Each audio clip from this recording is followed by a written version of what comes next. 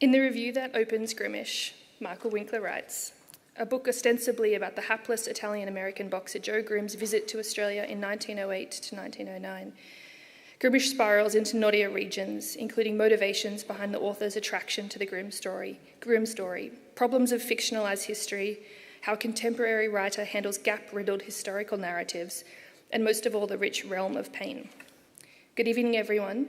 A very warm welcome to the National Library of Australia and to this author talk.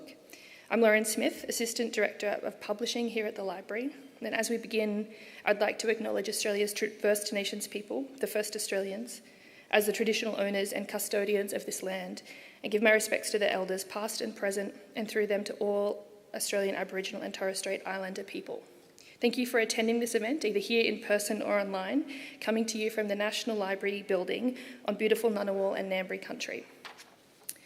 Tonight we will be talking about a book with an interesting story, as the first self-published book to be shortlisted for the Miles Franklin Literary Award, one of the most significant literary prizes in Australia. I read Grimmish quite soon after starting here as publisher, just beginning to wrestle myself with why we feel convicted to tell particular stories, how we find the truth, or at least something truthful in a vast archive, or what to do when there isn't actually quite enough to go on. It was very good timing for me to have an example of someone tackling that problem with creativity, wit, and bravery. The book, Grimmish, bears a connection to our current exhibition, Grit and Gold, Tales from a Sporting Nation. That exhibition, hold up this wonderful publication, uses a rich collection of books, magazines, paintings, drawings, photographs, and memorabilia to celebrate Australia's sporting heritage and its impact on our culture over the years. Joe Grimm was a sparring partner for both Jack Johnson and Tommy Burns prior to their fight for the World Heavyweight Championship in Sydney on Boxing Day in 1908, which drew a crowd of 20,000 people. We've got some great items in the exhibition related to that event and to other 20th century boxing history. The exhibition Grit and Gold is on show here until the 28th of January. Tonight we have the author of Grimmish, Michael Winkler. He's the author, co-author and editor of numerous books and won the Calibre Essay Prize for The Great Red Whale. He's had short stories and poetry published in various literary magazines. Aside from Grimmish, he has written widely on sport, including collections of great Australian sporting quotes and speeches published by Penguin, and a biography with A-League football star Archie Thompson. Michael will be in conversation tonight with Beejay Silcox. She's a writer and a critic, the artistic director of Canberra Writers' Festival and chair of the 2024 Stella Prize. Please join me in welcoming Michael and Beejay to discuss Grimmish.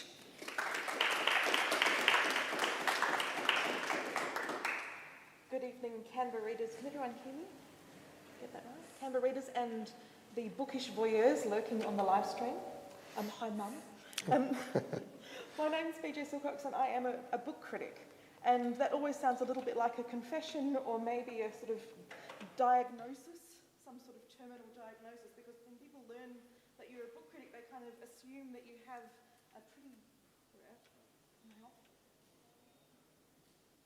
Okay. Can we hear now? I'm just going to test my sound. That's better? Aha, now I'm on. When people learn you're a book critic, they sort of assume you have an incurable mean streak, that you have a smug, punitive little twinkle in your eye, and what you love to do on the weekends is sort of go through and cut down all Australia's aspiring tall poppies like a great big cultural lawnmower, or take pot shots at Dan Brown. That couldn't be further from the truth. I don't have a problem with Dan Brown. Some of my best friends have read copies of Dan Brown. More importantly, I'm not looking for nits to pick, I'm searching for awe. What I love about being a critic is what I love about being a reader, and that is the thrill that comes from reading the opening pages of a book and knowing that you hold something special, something extraordinary, something alive, something that will shake your certainties. And as a critic, I get to share that feeling, I get to spread it, I get to sort of light the conversational match. And the only thing more significant or magnificent than finding one of those cage-rattling books is when the book finds you instead. And that's what happened with Grimmish. Grimmish found me. You might have heard the literary fairy tale when no Australian publisher was bold enough to take on his book. Michael Winkler published it himself. After more than 50 rejections, he became the first self-published author in 65 years to be shortlisted for the Miles Franklin. That's an extraordinary story, but my part in the story, or my experience of the story, was far more personal, which is that an essayist I deeply admired sent me an email saying, "I've written something, I have no idea what it is, would you read it?" And I did. And as an early reader of Grimmish, watching that story unfold, watching the fire catch, has been one of the great joys, the great privileges of my critical career. Grimmish is one of my favourite Australian novels of all time, perhaps my favourite Australian novel of the last decade. And I remember still how it felt to read those opening pages, so gloriously, grotesquely, irrepressibly alive. A squirming paradox of a book that was as gentle as it was violent, funny and feral and earnest. A novel of pain and solace, and how easy it is to confuse the two. A hymn to the sublime human mess. I read Grimmish in a single sitting late into the night and then immediately started it again to try and work out what the fuck he'd done, how he'd managed to do it, what was this thing? And I'm still not sure. And I don't think Michael is either. So let's find out. Please join me in welcoming my favourite Australian author, Michael Winkler.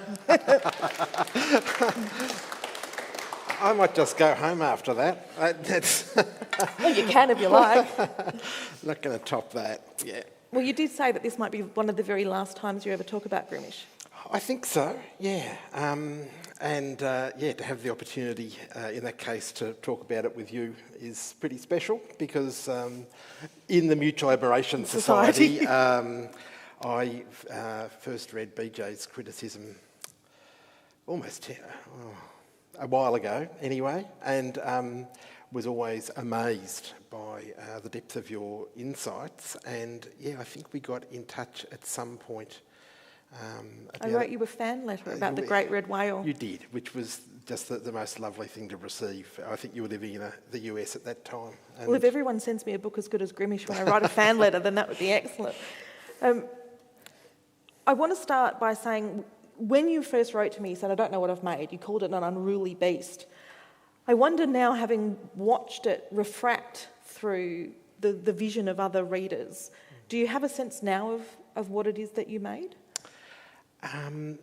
What a wonderful question. I reread it overnight to prepare for today because I hadn't actually read it for a while, and it was a little bit different to how I remembered. There's a risk of being disingenuous when I talk about it now because the position that it was written from was a position of outsiderdom, a position of literally not knowing any Australian writer or not having any connection, of having decades of attempting to write fiction and not succeeding in having it published. And all of that is true, and that is the substrate that formed what's in the book. But that isn't my life now. You know, in the last couple of years, I've met so many wonderful people, and in fact discovered that, to my surprise, that the Australian writing community is an extremely supportive and generous place. I'd expected people to be more competitive and difficult. But most of my experiences, the overwhelming majority of my experiences have been of generous, kind people who want to see better books and who want other people to do well. That's a really lovely way to come to it. But do you think then that the part of you that wrote this book is gone? I mean, it was real and it existed, but it's not who I am now. And the book... it's actually more research heavy than I remembered. I thought that there was more imaginative stuff in there, and yeah, rereading it, I was surprised. Sort of 50% of it cleaves relatively close. Actually, not that much. Some of it cleaves to the the known story and the known record of what was going on. So that might be a great place to start for readers who aren't familiar with the book, but a sense where we did start with, who is Joe Grimm and when you first encountered him? Yep, so Joe Grimm was a real person, and I read about him when I was a child. I don't know how old I was, 6 or 7 or 8, and I was interested in the idea of this person who, in the whole history of boxing, had the greatest capacity to withstand physical abuse. And I think as a child, particularly a sort of, twitchy, vulnerable, thin-skinned child, I found this a very appealing idea, the idea that perhaps you didn't have to go through the world feeling pain or experiencing whatever. Anyway, I was aware of him. In my late teens, early 20s, I had an interest in boxing, not as a participant, but as a spectator and a reader, because it's the richest literature of all sports. And Grimm is a known figure. It's acknowledged that he is the person who could withstand the most pain or the most physical punishment. And then, maybe 10 years ago, I happened to see, probably while I was spending time on the National Library of Australia's Trove website, where I have spent hundreds, thousands of hours, probably, on Trove. This is not a paid endorsement. No, but it is the best. And I suddenly realised that he'd come to Australia. So in 1908 and 09, he spent 18 months in Australia, had 9 fights that we know about, or that I've been able to verify through Trove, and then he left, went back to the US, ended up in what they called an asylum, with probably his brain a complete jelly. How did learning about that, so he comes to Australia in 1908, Mm-hmm. is here effectively for a year for a bunch of bouts, and begins the year as a prize fighter and ends the year in Perth in an insane asylum. Almost. Yeah, pretty much. Yeah, that's absolutely right. And then from Perth, he caught a ship back to Melbourne and then Sydney and tried to sort of drum up work, and then had one final fight in Charters Towers in Queensland. Learning about that trajectory from being the most invulnerable of men to being sort of involuntarily kept against his will, how did learning about the end of that story change your relationship with Joe? Because he'd been a bit of a childhood superhero.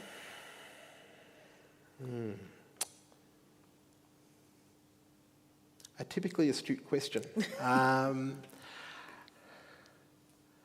mean, what that provided was a dramatic arc, you know. So in terms of the novel, it gave light and shade, and so suddenly there's this pathos, if not bathos, of this man being held in the asylum in Claremont. And I don't know if you know the building. It's just around the corner from where I went to uni. Okay, yeah. And it wasn't through the National Library, but I was able to dig up the actual handwritten records from his time in the asylum. And yeah, I mean, we can see then what an enormous cost there was in his chosen profession. When you talk about finding that as a narrative arc, what did you think you were writing about? Were you writing about boxing? Were you writing about pain? Were you writing about men? Can you ever separate them? You can separate them, but certainly in this book they're intertwined, and part of the book's conceit, I suppose, is that it's a combination of non-fiction and fiction, but then there's also a few elements of memoir where I try to explain the fictional decisions that I made. And one reason to do that is because you're writing about someone who existed, and he's not alive anymore, and to the best of my knowledge, he died without having children, and I haven't been able to trace any family of his, but it was a human, and I'm taking enormous liberties by inventing a personality for him and doing things with his backstory and so on. So I thought it was only fair to on occasion, show different elements of my life that might inform the fictional decisions. So a kind of radical accountability. Radical accountability. So, there's an undercurrent, I think, throughout the book about mental health, and that, relates to the great, one of the two great narrative threads of my life, I suppose, would be the complexities of living with ongoing mental health issues. And so, yes, to have him there in the asylum, obviously that reflects my experiences, but also my greatest fears, and perhaps something that I feel I've got something I can add to the narrative about. What I'm fascinated by is the point at which you start embroidering and the archive stops and fiction starts. What responsibilities fiction has in that space, in a sense, or even the delicious liberties that it can take. I think that if you're talking about someone who existed, it limits those liberties and that deliciousness. I think suddenly there is an overlay of there's a moral imperative there that you have to be aware of. Not everyone does, maybe, but I felt that. Whereas if it's stuff that's purely from the imagination, there can still be moral overlays, but they're different. Is there something important that fiction does that the archive can't do? Well, there's a Janet Malcolm quote that is in the book, and she says that Janet Malcolm, the great US journalist and author, and in her book on Sylvia Plath and Ted Hughes, she said something about the idea that it's only in non-fiction that we don't know what happens. In fiction, it's circumscribed and it's dictated. That is the truth, the reality of it. So it's in non-fiction that we are left with the unknowing, and perhaps we can potentially feel further from truth. That's a wonderful way. That's me, not her, that last bit. Yeah. She's very smart. What I'm fascinated about with that is the extent to which then, by making your workings available to people, this is how I thought about it, this is how I unpicked it, you create, in a sense, what feels like a deeply experimental novel, but actually, potentially in your head, was just honest. It's honest about what it's doing.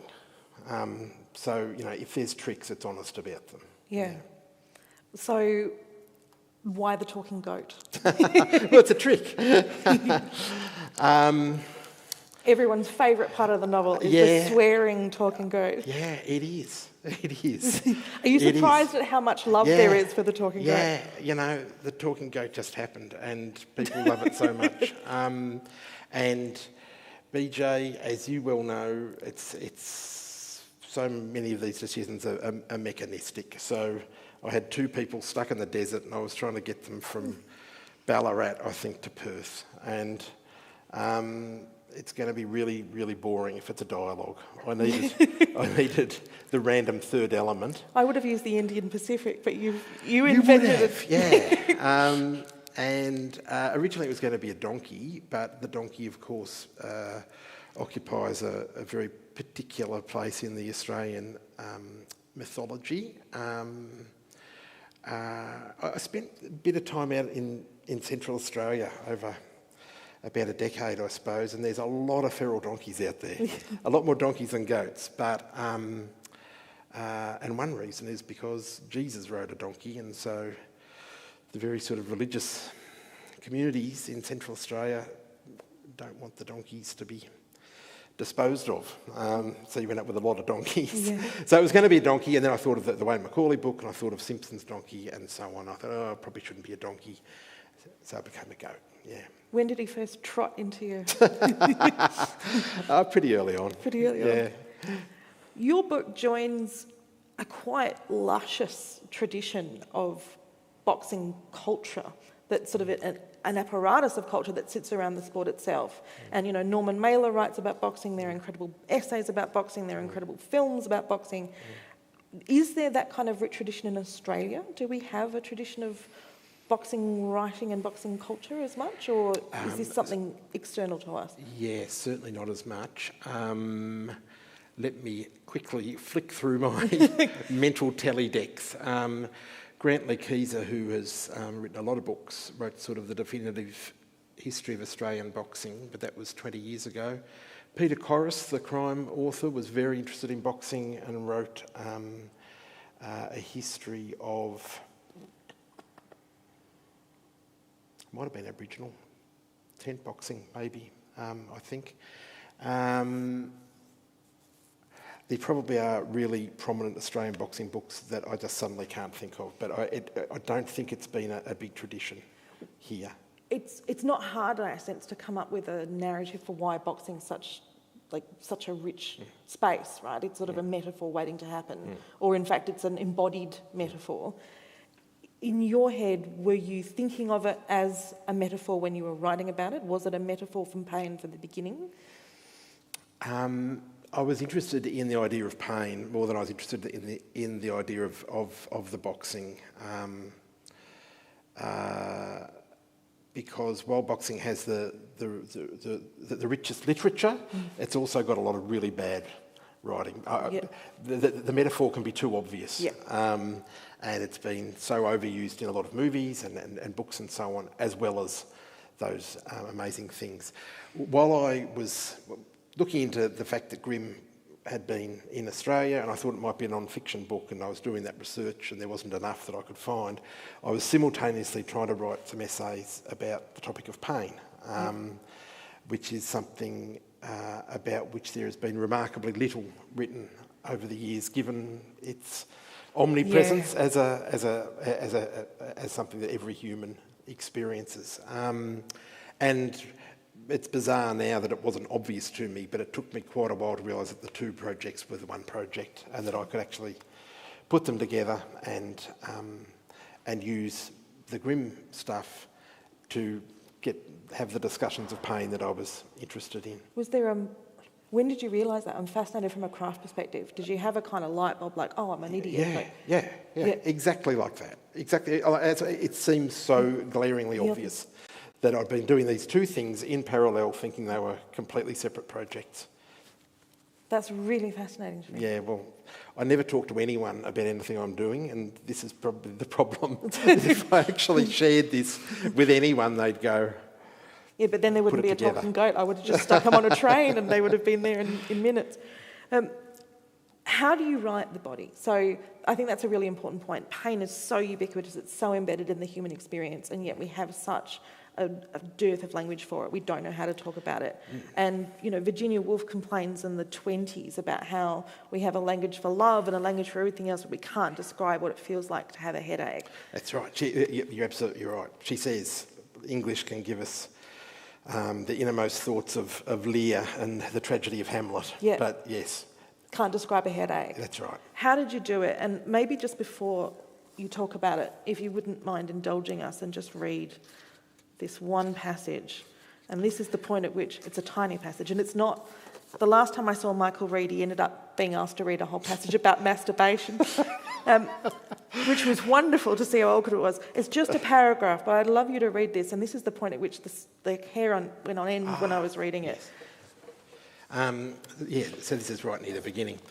Red of slit eye, red of slashed eyelid, red of tongue sliced this way and that, red of screaming echoes in cudgelled ears, red of gashed nose, red of welt and rent and tear, red of broken gum and tooth and mouth, red of leering, gaping eyebrow, red of flayed forehead, red of intercranial bleeding, red of torn nostril, red of smacked cheek, red of swollen jaw, red of ripped lobe, red the river from roaring red core spewing redly through red slapped mouth, red mask, red veil, red the abuse.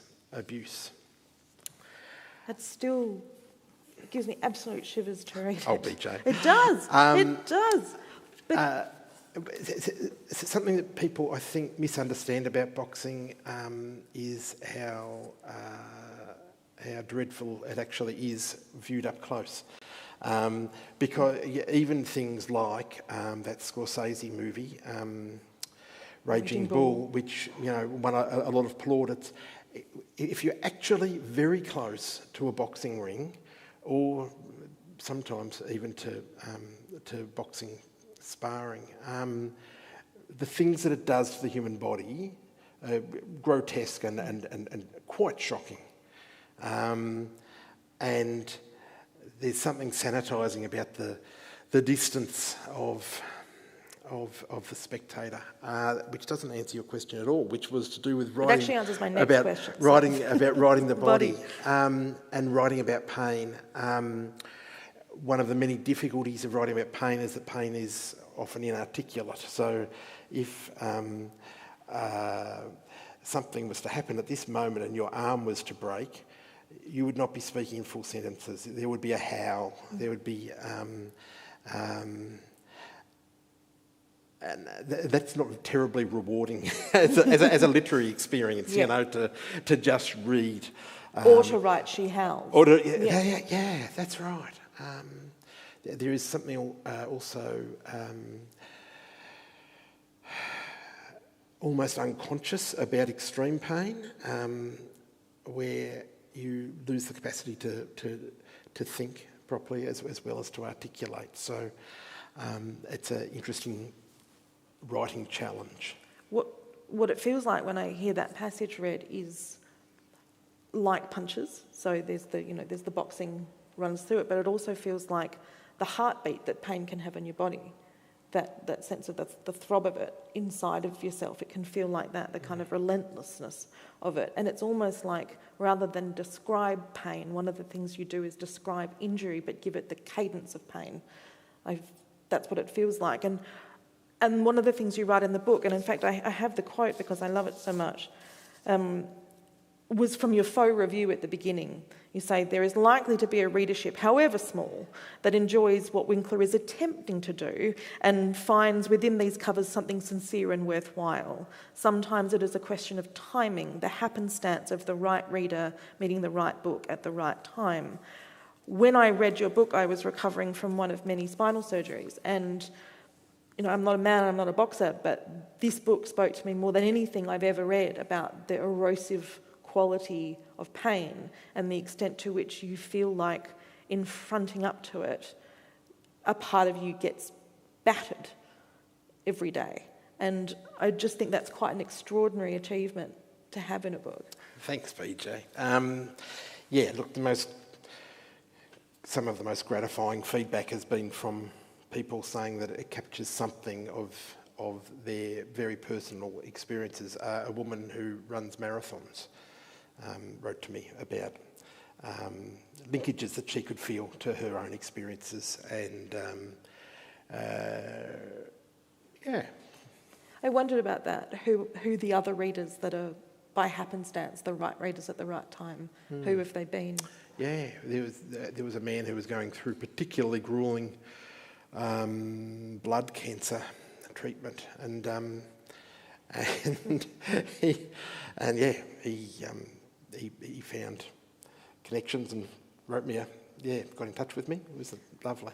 And one of the other erosive qualities is art making, because what we do is we bash our heads against the wall to make something, and it isn't an accident, I think, that you've written a book about a man who bashes his head against things while you creatively bash your head against things. Does this, we sort of talked about it at the beginning, but does it feel like a hymn to the sort of the exquisite pain of artistic failure? Yeah, pretty much.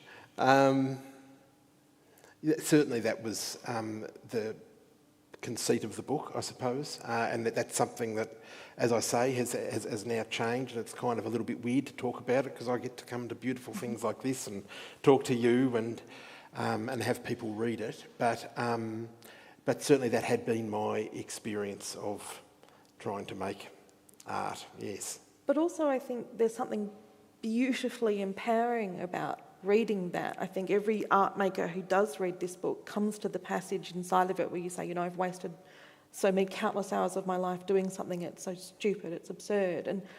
And we all come to that passage again and again, I think, because there's something gratifying about knowing you're not alone. You're not alone in that feeling of trying so desperately to pin something to the page and you can't, but feeling compelled to, feeling desperate to. If anything, it's by failure, I don't mean to suggest that you are one, but that it captures that commonality of feeling that artists have. Well, we've only got the one life, haven't we? And it's interesting how we end up using it. So if you're a writer, you actually can use your allotted span of years sitting on your own in a small room doing something. At the start of this year, along with, I think, every single person in Australia, I came to Canberra to have a look at the Cressida Campbell exhibition, which was just... Extraordinary, so extraordinary. And then there's a small video that goes with the exhibition, and you can see that she's spent her allotted days, 16 hours a day, 18 hours a day, there, working this far away from herself, and we've ended up with these exquisite works. But yeah, that's the life. That's been the reality of her life. I'm grateful that she's done that, as I'm grateful to all the writers who sit in dark rooms and the musicians who slave away and practice for 6 hours a day. But yeah, there's a lot that goes on in the substrate. There is, and boxing might not seem like the obvious metaphor for it, but when you do read it, it does feel deeply perfect. And I mean, really top boxers these days will only have one fight a year, 2 fights a year, but they'll be training every day and doing extraordinary feats every single day in order to be ready for that one thing. Is that why boxing, you think, is perhaps spawned more kind of cultural engagement than almost any other sport? I think in terms of films, in terms of written material, boxing is the thing that takes up, interestingly enough, the most artistic space. Yeah, I think a lot of men see themselves in that role, who probably shouldn't, or should perhaps interrogate why they think that's them. Yeah, I mean, it's so extreme. Yeah, I come from a position of deeply disliking watching sport but loving sport art, because the inbuilt narrative of it is so beautiful, even though I find the hours of watching the thing itself quite tedious, which is a very paradoxical way to approach it. But actually your book is quite paradoxical, and I'd like to talk about those.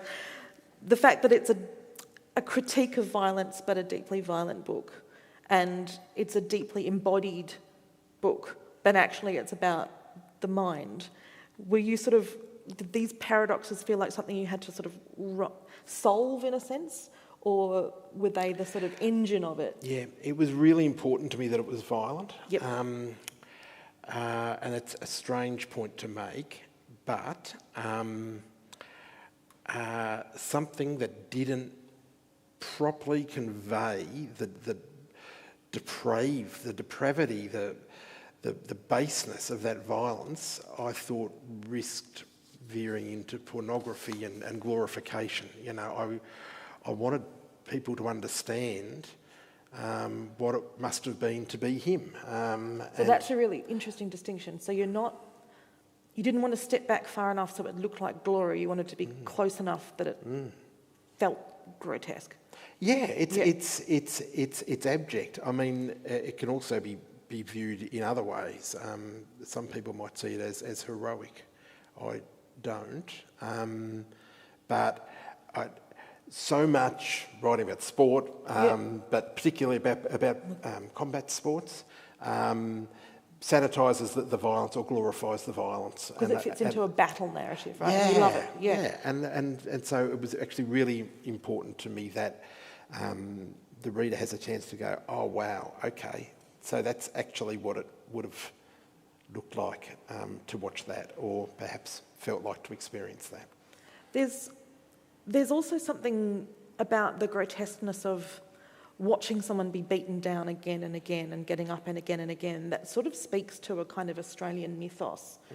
And I wondered if you might speak about that, because this book tackles many things, but one of the things it quite explicitly tackles is the way we speak about our country and the violence in the heart of it. And I would love to hear you talk about how you decided to do that.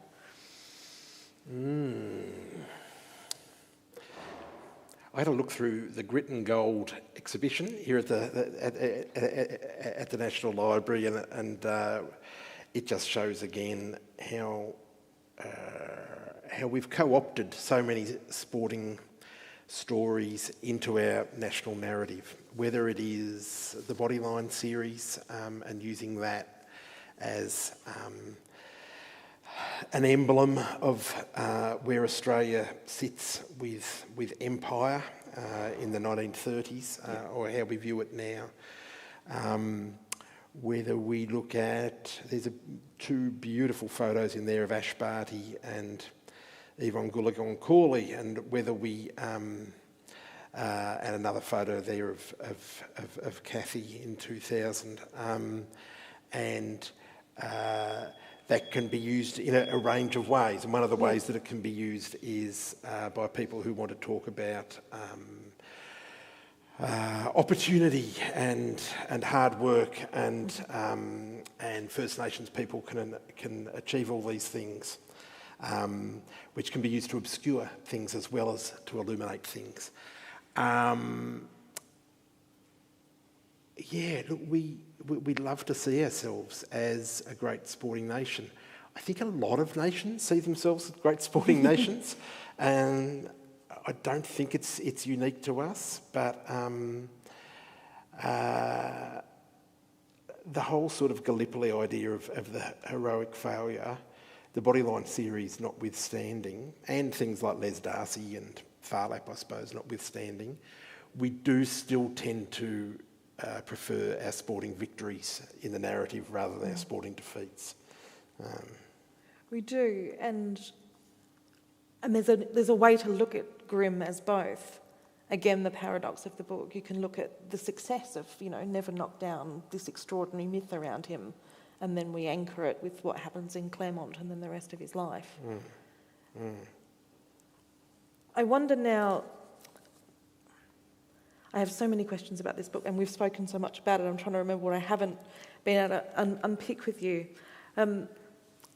How you feel about him having written the book and stepped back from it, and contributed to the way that people start to engage and think about him. Who is he to you now? Yeah, it's a fascinating question. It's been fascinating for me to observe that. He started out as a quirk or a hobby or a strange thing, and now over time I actually feel quite tender towards him, quite not protective, because he didn't need protecting except perhaps for himself, but I feel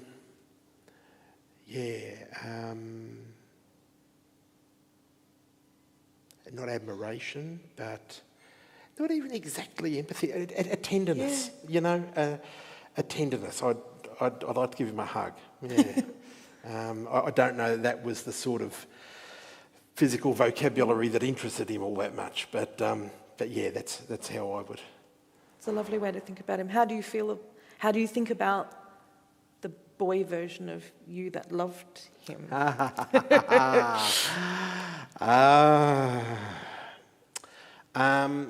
that was an interesting part of the writing of the book, I suppose, and I probably feel kinder and gentler towards that boy, and hopefully through the writing of the book, have resolved a few of those things. That's a really interesting... In public. In public, yeah, that's right. I remember talking to you early in the piece about it and how... trying to talk to women about the book, and they're like, oh, it's a book for boys. And you said to me, oh, I fucking hope not. And the extent to which this book kind of arrived almost accidentally, because you worked on it for a long time, it arrived at a time when masculinity was under the spotlight in a very different way than it had been in the decade prior. And your book clicks into that in a way that's not necessarily intentional, but sort of arrives at this cultural moment and ends up being, at a time when we use words like toxic and noxious and things to talk about men, this is a book that's is both critical and tender. And I think tender is the right word. How has it been watching this book be part of that conversation? Certainly, I love it. It took a little while for women to find it. I mean, it did look like a book about boxing, and it is a book about boxing. It's nothing but boxing in it, plus a sweary goat. But hopefully, what it's actually about is about other stuff and how we endure and how we cope with the things that life throws at us, and also about what it is in men. There is violence in men, and that's not necessarily a terrible thing.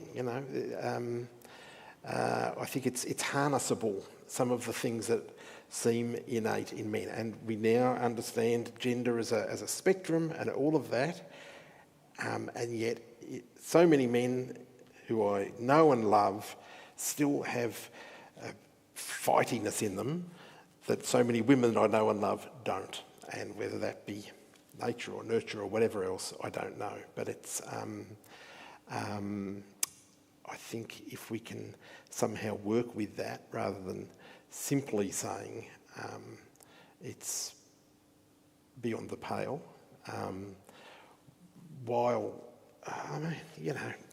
if you look at the issues in society, men are at the heart of all of them. And well aware, you look at the statistics for family violence and so on, men are almost always the perpetrators, but men are also often the victims, usually at the hands of other men. And so, 75% of people who suicide, I may have made that stat up, I think it's 75, 97% of people who are in Australian jails. It's... as best we can work out, a slightly higher proportion of people suffering from mental illness. There's a lot of work we need to do with men, and part of that might be trying to deal with whatever that unruly aggro thing is that seems to come from having testosterone in your system. Which is why I feel like this book is what I talk about as being as gentle as it is violent, is that I feel like this is a book that acknowledges that the cruelty of it in men itself, that is saying, it both critiques, which you don't refer to as toxic because we hadn't had the language for it, but toxic masculinity, it critiques it as well as sort of putting its cruelties on display. Looking now, we're sort of a couple of years into the journey of Grimmish, what do you hope comes next? Because one of the things that was miraculous about this book was that it was, it's a book with a sweary goat that's deeply metafictional, that you couldn't describe what it is that you'd done. It's really difficult to put it in a bookstore, and yet it's had this literary fairy tale, which is extraordinary. What do you hope comes next for Australian publishing? Beejay. Yes. I have strong views on Australian publishing. I have strong views on publishing worldwide, but I would just... We pump out a lot of books, and we pump out a lot of books that are okay. We pump out a lot of books that are quite good. We pump out an enormous number of competent books, and I'm not seeing publishers taking risks on wild stuff. Michel de Kretzer says that competence is the enemy of art, and I would like to see, I don't think the economics stack up, but yeah, somehow publishers, whether they're small publishers, whether it's self-publishing or people publishing online or small divisions in great big corporate publishing houses, taking a little bit more of a punt on stuff that's a little bit wilder. I mean, one of the peculiarities of this book is that no one saw it before it came out. Yep. So it didn't go through an editing process, and I really believe in editors. I really... I've actually decided to stop reviewing Australian fiction, but one of my ongoing things is feeling that books aren't edited sufficiently rigorously and given the time they need to really become what they can be. But if this book had been through an editing process, would people have encouraged me to make it less wild and woolly? Maybe, you know, so I'm a hypocrite. And you could never take the goat out. Yeah. We might open up for questions for Michael if anyone has questions. I always have more, but... Oh, wait a second. We're just going to give you a mic, Alice.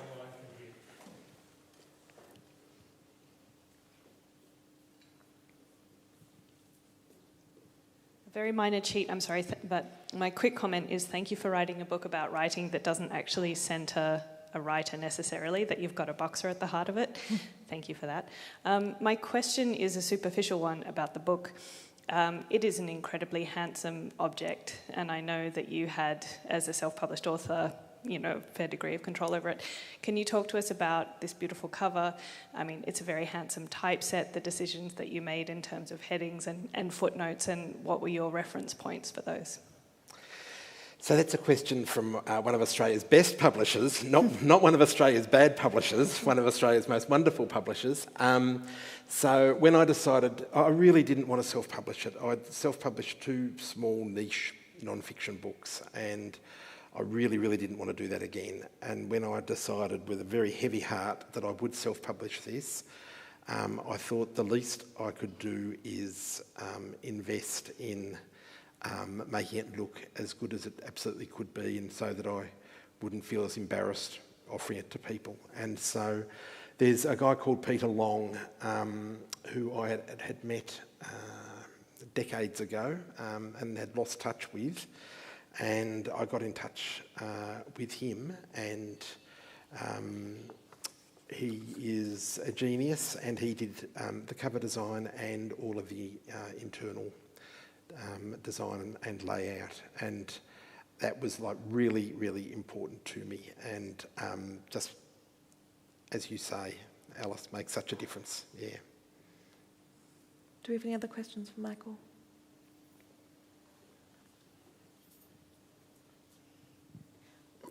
Where does the title come from? It's a great title. Yeah, it wasn't called that until very late in the piece, and so simply it's a play on his name, and it suggests that it's only an ish version of his actual story, I suppose, and it perhaps also describes the level of violence and unpleasantness. I always thought it was a play on Grimmish. Did you? Yeah. It's not, but Yeah, okay. From now on it is. Yeah. I'll claim that. Any other questions?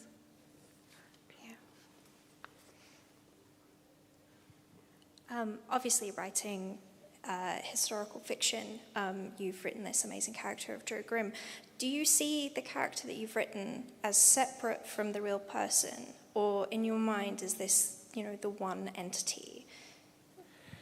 Sorry, did I see it as separate from? As separate people. So Joe Grimm, the reality that's written about in newspapers and history books, versus the Joe Grimm that you have crafted and breathed life into as a creation of yours. Are they the same in your mind, or are they 2 separate people almost? Yeah, that's a great question. They're the same in my mind because I've spent so long with it, but I'm still intellectually aware that it is completely and I try to make this explicit in the book, that it's completely a set of decisions that I'm making about him. So I was working a lot from newspaper reports from that time, and you had to factor in the racism of the time, which towards Italians was quite virulent at that point. You had to factor in just journalists getting things wrong. You had to factor in journalists trying to drum up a good story and make things good. You had to even factor in him telling lies or other people telling lies on his behalf to try to build up crowds for the next fight. So there's already this sort of verisimilitude problem there. And you know, there were certain things that I sort of intuited about him that I didn't include in the personality that I created. For example, and it mentions it in the book, I found one mention in a US newspaper of him having a gambling problem, but it just didn't interest me. If I'd gone down that path, it would have taken me away from the actual thing that interested me, which is him as this eater of pain. Yeah. We have one online question. Oh, fabulous. From Martin. Okay, so you've made some comments about the state of Auslit. What are the books that we should be reading right now? What are the books that inspire the awe that Beejay referred to at the beginning? I'd probably defer to the artistic director of the Canberra Writers' Festival / chair of the Stella Prize to answer that one. Well, the chair of the Stella Prize has her hands tied in that I'm reading for the Stella at the moment, and I can tell you that you will find out what I think is really exciting next year when we announce the winner of the Stella Prize. I think Australian women are writing extraordinary things at the moment. I think young Australian women are writing extraordinary things. And if you need a sort of barometer of what's exciting, you should absolutely look at the long list and short list of the Stella Prize as a good place to start. Not because I've judged it last year and judging it this year, that has nothing to do with it. But no, I think Australian women are doing just extraordinary things. I really love what some short story writers are doing at the moment, and I think it's a deeply underloved form. I think there are some really extraordinary short forms out there. That's something I would love to put in a bit of a thing for. I've just read a wonderful story collection by Laura Jean McKay, which was just fabulous. So I think there's just amazing short story writers in this country at the moment. Firelight is a new one by a First Nations author. John Maloney, yep. Is it? Really fantastic, just really alive. And there are things that you can do in the short form that you can't do in a novel. That's really exciting to me. So that's where I'd start. What about you? A couple of weeks ago, I chaired a panel with Josephine Rowe, Ben Walter and Katarina Gibson, who are all writing or have all written short fiction. And I think those three are a great place to start for the most extraordinary writers in the country. Puncher and Watman, who publish Grimmish, are a publisher who have got a really interesting list, and they've got some pretty interesting authors writing for them at the moment. Australia is actually very lucky in terms of its indie publishing. Like, we have a far more vibrant indie publishing scene than you would expect, and our small publishers are doing pretty extraordinary things, like Magabala Books that did Deb Dank's book, which is just an extraordinary it's a sort of, again, between forms. She doesn't like to call it a memoir, it's more of a hymn to place. That's a really extraordinary book. So yeah, Affirm Press, they're doing amazing things. Puncher and Watman are doing amazing things. There are great indie publishers in the country. And they're going to name the Nobel Prize on Thursday, and I would love to see Alexis Wright get it. Yes, yeah, that would be my pick too, please. Yeah, absolutely deserves it too. Deeply deserves it. That would be exciting. Before we finish up, we are here because of the National Library's amazing exhibition on sport. If we didn't have the resources that this building and others like it have, would we have this book? No, not remotely. You wouldn't have this book. You wouldn't have a lot of books. And I mentioned the Grit and Gold exhibition, and I think pretty much the first thing you see as you walk in there is a lithograph of Johnny Day, the child pedestrian, and just around the corner from that is a sketch by Adam Lindsay Gordon. And both those things are in Robert Drew's recent book, Nimblefoot. I think that book started with that lithograph, and the character ends up working in Adam Lindsay Gordon's stable. No, I mean, this is the deep soil. This is the stuff that has to compost. This is the organic substrate where all of the Australian imagining comes from, and it's possible to sit in a room and imagine something and write it, and it have no connection to anything, and some of those books are great, but so much of Australian literature, and obviously Australian non-fiction, is rooted in the work of places like the National Library, and especially Trove, which... Yeah. We came within a it's hair's so breadth great of that losing. it is that the funding's come through, but I would love to see the funding expanded. I'd love to see every publication there's ever been in Australia digitised, and the equity that comes with that accessibility means that you don't have to live in Melbourne or Sydney. You can actually live in small towns in regional Australia and have the same access as everyone else if you've got an internet connection, or you can come here and access the collection. And it's as close as we have to democratising the Australian imaginary. Yes. Yeah. Exactly, Beejay. Yeah. No, I'm what passionate. you said. Yeah. I think that's a really amazing point to make. And we were sort of joking outside before we came in that my knowledge of the Australian boxing scene before Grimmish came entirely from Colleen McCullough's The Thornbirds, that, Frank the prize fighter. So the link we have between the way in which we understand this country and narrative is so entwined. But I think understanding that when you take resources like this away, you basically cut Australian creativity off at the knees. Yeah. You did say before that this might be the last time you talk in public about this book because it's been on a grand world tour and now we're at the end of that journey. A couple of questions to end. How does it feel to be at the end of it? Great. Yeah? You're done with it? Like you ready to let Joe Grimm go? I have to, because otherwise I won't move on to whatever comes next. But that doesn't mean that I'm not incredibly grateful for every opportunity that I've had. And it's just, it was sold out of 2 bookshops initially, one in my suburb and one that my friend runs in a small country town.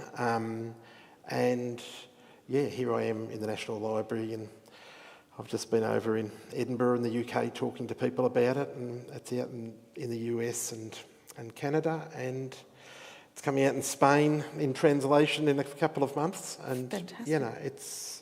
It's incomprehensible, really. Yeah. And if you wanted to send a piece of advice to an author who feels like Joe Grimm, who's getting knocked down again and again or banging their head against a wall, what would that be?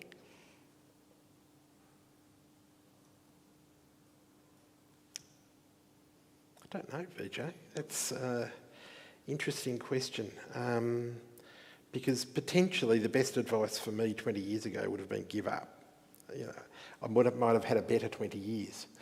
Because, everyone says, don't give up, keep going. I don't know. Is that true?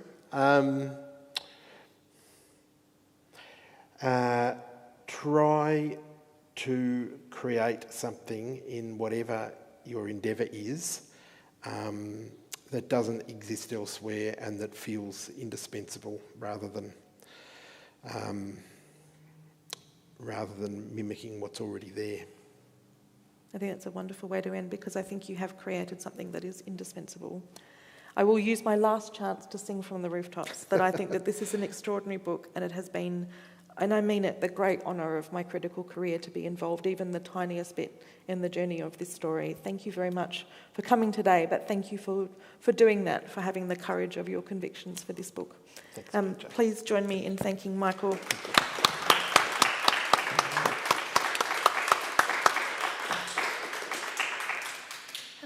wanted to also say thank you for the sincerity and the quality of that conversation. I really appreciate it. The image that kept coming to my mind, a very imperfect metaphor, was the deliciousness of pressing on a bruise when it's new. And I thought about that as a tiny imperfect metaphor for the quality that you were talking about, the ennobling quality of interrogating our pain. It was a really beautiful conversation. Thank you. Very generously, Michael has agreed to sign copies of the book. So there are copies for purchase in the bookshop, which is still open. So please linger, get your copy signed and say hello. Thank you so much for attending here in person and also online. We'll see you again sometime soon.